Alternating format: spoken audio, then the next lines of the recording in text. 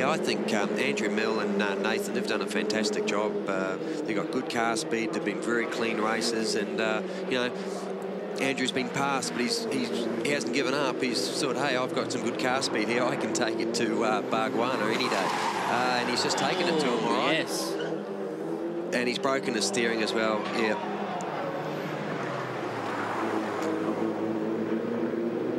Easy back on there. It's very blind for him to be able to rejoin. That's a shame, because that was a really good race going there. I would suggest that young Andrew Mill, he's gone in deep, gone onto the ABS. The ABS kicks in, and at that stage, when you're on the ABS here, you can see it there. You just can't stop. He's saying way too much speed into there, and as I say, once it's up on the ABS, I didn't even see that. I'm sure that's Nathan Gear that he's taken out as well. When he broke the steering here, you'll see the steering's broken. So the wheel flicks around. 22 Andrew There's the Mill. wheel flicking and takes, I'm sure it's Gear into the wall as well. That's a real shame, because that was a great battle, and 3 drivers all end up out of one move disadvantaged. The one that'll be very happy is Derek Linton, though. Another guy coming. I think this. He said he's done a couple of races last year, and this is his 3rd meeting. And one of the real gentlemen of the sport. You know, anytime you walk past, it's always a g'day and a real nice chat. And he just loves his racing. And as I say, he's also racing in the GT Championship in a BMW M3. He's a BMW dealer, so very passionate about this sort of brand. Really nice guy, as you said, Derek Linton, based up on the Gold Coast in Queensland. That's the leader, Paul Stokel, on your screen.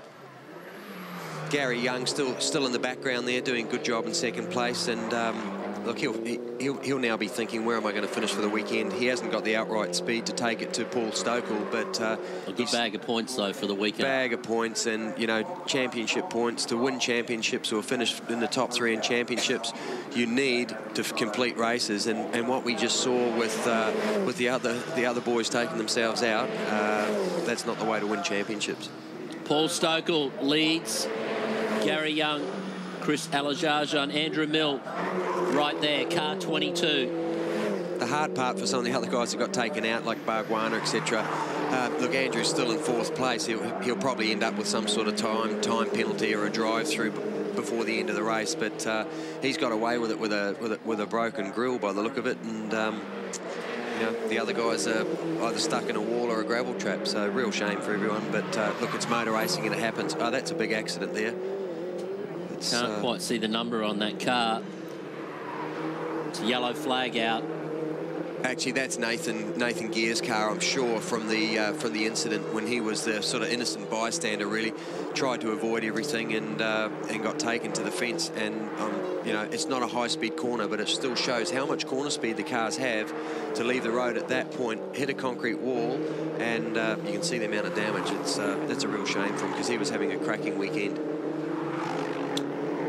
We talked about the 1,200 kilos, the minimum weight, and that's just to level out the playing field across them all. And I guess for someone like Barrick, who's a big, solid guy, that's really helped him this year in the category, hasn't it? You know, he's only, 10 kilos over weight-wise, where you look at some of the other drivers like Chris Alajaja, and they're a lot smaller build. Exactly. They'll have to carry some sort of ballast in that car, because what they've tried to do is the cars are extremely even. As we spoke, there's very limited on the amount of changes we can do. The tyres are all the same. So if someone like Barrett comes along, and we'll be very polite, but he is a big solid man, and he's racing a guy that might be a denier at 60 kilos, that's a big advantage in a very low horsepower category. So this year they've understood that, and you know, so as it doesn't put people off, raised the weight limit up to 12.10, and Barrett did say, I think he was about 10 kilos over. Look, that's not a great deal. You'd rather be right on the weight limit, but look, people that run it 1 or 2 kilos over, you've got to risk also of getting on the scales at the end of the race and getting kicked out too if you're under. So and what about that ballast? Where's the best place to put it? Mate, I'm no expert on minis, but I would suggest they would probably put it in the passenger seat just to balance it from side to side. The cars have got a pretty good balance in them anyway, so I wouldn't imagine they want too much out the back or any more over the front wheels, being front wheel drive. So sitting in the passenger seat. They may even make a ruling that everyone's got, if you carry ballast, you have to put it at one place, like the GT Championship does. Gary Young really keeping his own with Paul Stokel. I don't think he's going to be able to close the gap on this final lap of the race, but it stayed at about 2.2 seconds, was out to 3, so he's got some good speed, Gary Young, remembering Stokel had some good tyres at the beginning of this race. That is the yellow flag section from that incident earlier, and then they got the green flag. They can get back to racing and possibly make a pass. Can Berwick-Linton make a move on Andrew Mill in the closing stages of this lap? I tell you, probably the drive of the race for me, taking nothing away from Paul Stokel, he's done absolutely everything perfect, would be Chris Alajarjan.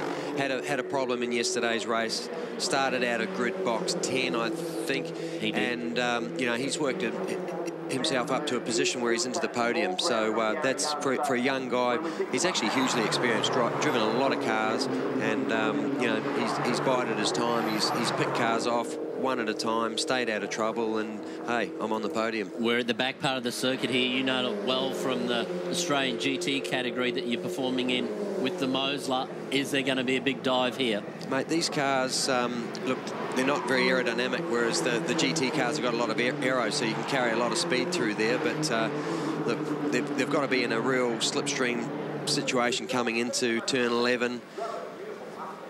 Very hard to think anyone's going to change position on the last lap. Someone like Chris Alajarjan, sure, he'd like second.